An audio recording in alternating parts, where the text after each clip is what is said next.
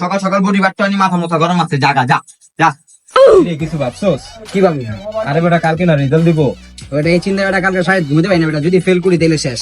আমারও তো বেটা টেনশন, রাত বইরা ঘুমাইতে পারি নাই, দেখি আল্লাহ ভরসা কি হয়।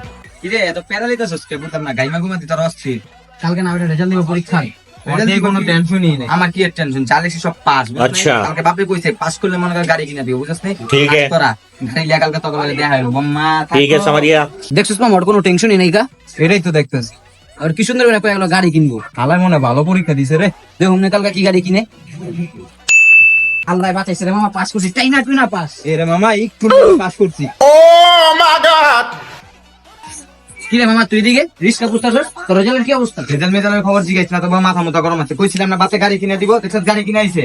সকাল সকাল বডি বাট্টা নি মাথা মুথা গরম আছে, জাগা যা যা।